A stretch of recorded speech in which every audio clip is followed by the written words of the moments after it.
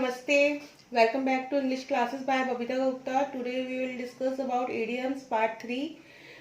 Part 1 and part 2 में पिछले video में शेयर किया था मैंने आपके साथ, जिसमें मैंने फर्स्ट वीडियो में पार्ट 1 में idioms 1 to 6 शेयर किए थे और इसमें पार्ट 2 में मैंने आपके साथ शेयर किए थे 7 to 12 एंड आज हम जो डिस्कस करेंगे वो हम पार्ट 3 में डिस्कस करेंगे 13 to 18। तो इनकी बात करने से पहले मैं कहूँगी कि आप चैनल को लाइक सब्सक्राइब ज़रूर करें, शेयर करें और सब्सक्राइब करना ना भूलें चैनल को, बेल आइकन को ज़रूर दबाएं। तो चलिए स्टार्ट करते हैं। क्या होते हैं इडियम्स? तो इडियम्स देखिए, जो मुहावरे हैं वही इंग्लिश में हम क्या बोलते हैं, उनको इडियम्स बोलते हैं। तो क्या होता है इनसे कि ये सेंटेंस को इफेक्टिव बना देते हैं ना, और ज़्यादा असरदार बना देते हैं। नॉर्मल सेंटेंस तो हम बोलते ही हैं, ये जब सेंटेंस में एड ऑन हो जाते हैं ना तो सेंटेंस को क्या करते हैं, बहुत अट्रैक्टिव बना देते हैं। तो चलिए स्टार्ट करते हैं। जो हमारा आज का फर्स्ट सेंटेंस है that is 13, bag of bones. अब देखिए बैग ऑफ बोन्स क्या होता है, हड्डियों का ढांचा।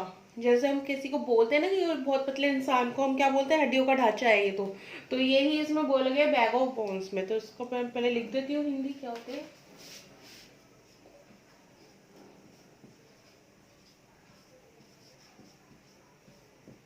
हड्डियों का ढांचा, ठीक है ना। अब देखिए इसमें सेंटेंस जो है, हमें सेंटेंस जो बनाने हैं वो ज़्यादा कॉम्प्लिकेटेड नहीं बनाने हैं, सिंपल बनाने हैं। क्योंकि देखिए जो मैं इंग्लिश के वीडियोस में शेयर कर रही हूँ, इंग्लिश स्पीकिंग के जो वीडियोस शेयर कर रही हूँ, और ये जो ईडियम्स हैं ये हर लेवल पे आते हैं आपके। एस इवन एसएससी में भी बच्चे ये पढ़ के जाते हैं कि जो आपको पैरा आता है उसमें कोई भी वर्ड्स हो सकते हैं। तो इसलिए ईडियम्स को सिनोनिम्स, एंटोनिम्स, ये सारी वोकैब हम ज़रूर पढ़ते हैं और इनका यूज करना भी बहुत ज़रूरी है अपने आप डेली लाइफ में, है ना। तो चलिए, तो इसका क्या सेंटेंस बन सकता है?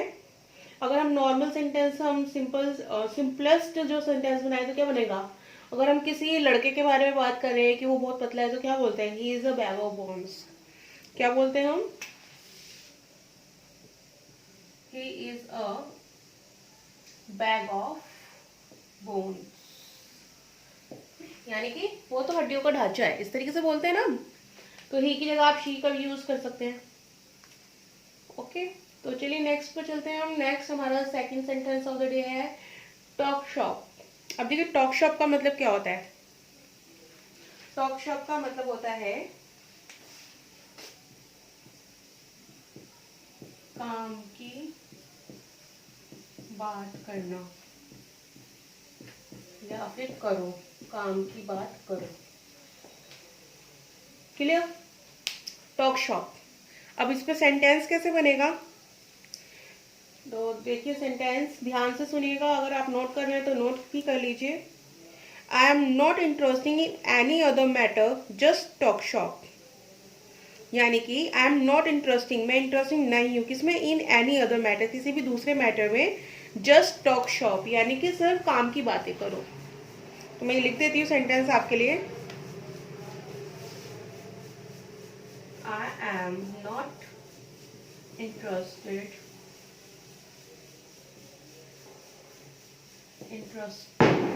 in any other matter, just talk shop। बस काम की बात करो, ठीक है ना। मैं किसी और मैटर में इंटरेस्टेड नहीं हूँ, इंटरेस्ट नहीं ले रहा हूँ।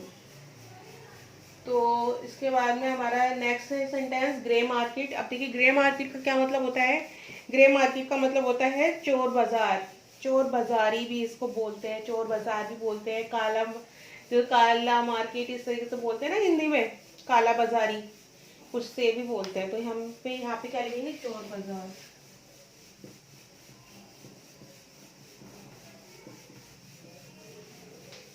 यहाँ पे चीपेस्ट माल मिलता है, उस जगह को भी बोलते हैं हम।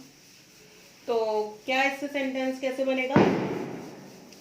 He sells the furniture sourced from the grey market. He sells the furniture यानी वो कैसा फर्नीचर बेचता है। sourced from, वो sourced कहाँ से होता है? from the grey market, काला चोर बाजार से। तो मैं इसको आपको लिख देती हूँ। He sells the furniture sourced from grey market.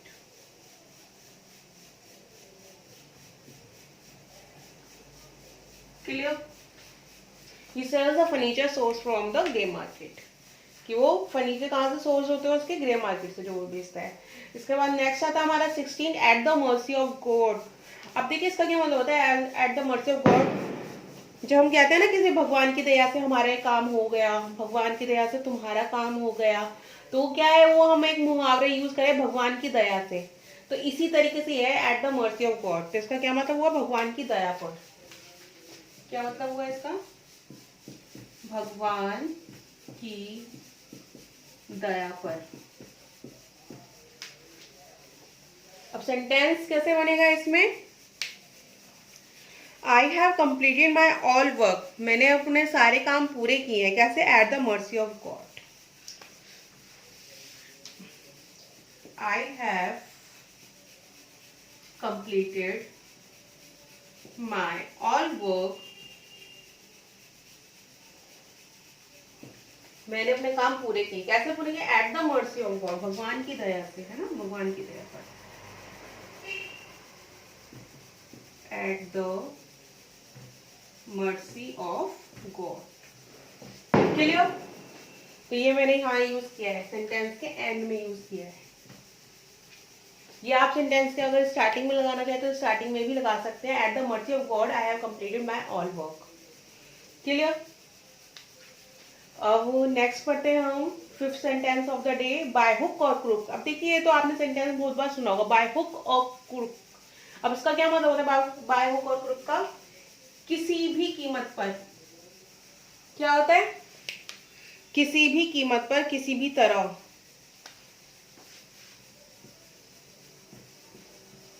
किसी भी तरह या फिर किसी भी कीमत पर. कहते हैं ना मुझे वो काम किसी भी कीमत पर पूरा करना है, किसी भी तरह से पूरा करना है. और एक तो ये भी होता है कि यूज जो हम कहते हैं साम दाम दंड भेद. किसी भी तरह से वो काम पूरा करना है, तो वो क्या होता है बाय हुक और क्रुक. अब देखिए इसमें सेंटेंस कैसे बनेगा.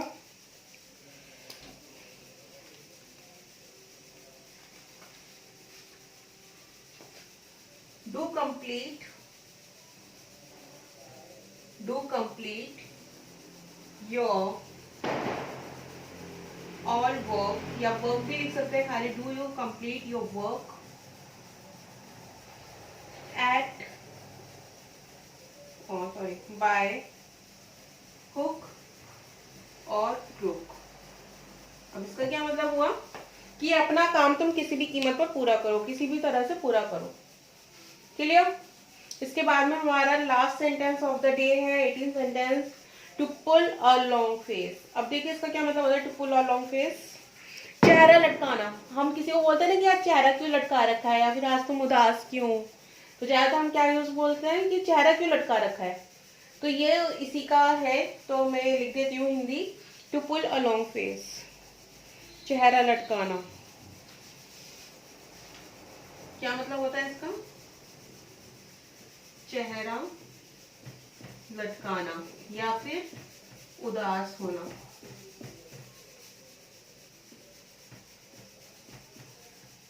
क्लियर.